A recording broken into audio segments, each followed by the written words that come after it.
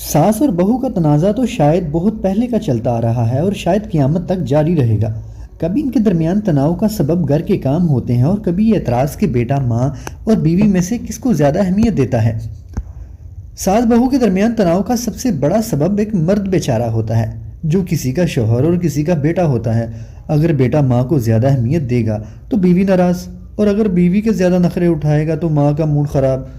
इनमें से एक बड़ा झगड़ा इस बात पर भी होता है कि तनख्वाह माँ के हाथ में रखी जाए या बीवी को दी जाए, क्योंकि आमतौर पर शादी से पहले 90% बेटे अपनी पूरी तनख्वाह लाकर माँ के हाथ पर रखते हैं और उसके बाद पूरे महीने के अखराजात माँ पूरे करती है। अब सवाल ये पैदा होता है कि शादी के बाद तनख्वाह किसको दी जाए।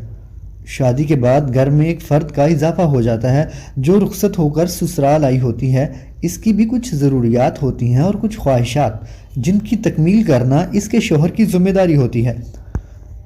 माँ को तनख्वाह देने के असरात जो बेटे शादी के बाद भी अपनी पूरी तनख्वाह उठाकर माँ के हाथ पर रख देते हैं और इस तरह वो फर्मा बरदार बेटे का मेडल तो सीने पर सजा लेते हैं, मगर इसके कुछ नुकसानात भी होते हैं।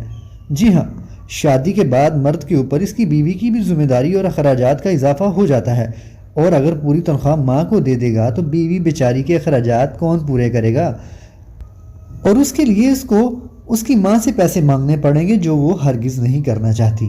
इसके साथ साथ बीवी शोहर की गैर मौजूदगी में अपनी किसी ज़रूरत के लिए सास के आगे हाथ फैलाने से तो रही, क्योंकि इसकी इज्जत नफ्स का सवाल होता है।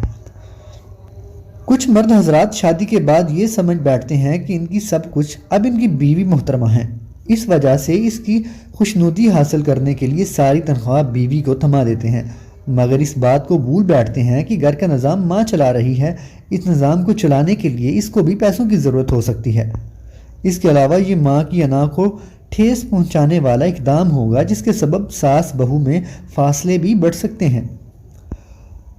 अब मर्द को घर के सुकून को बरकरार रखने के लिए क्या करना चाहिए? जो मर्द इन मसाइल को समझदारी और इंसाफ से हल कर लेते हैं, इनके घर में ना सिर्फ सुकून रहता है बल्कि सास बहू में भी किसी किस्म का झगड़ा नहीं होता।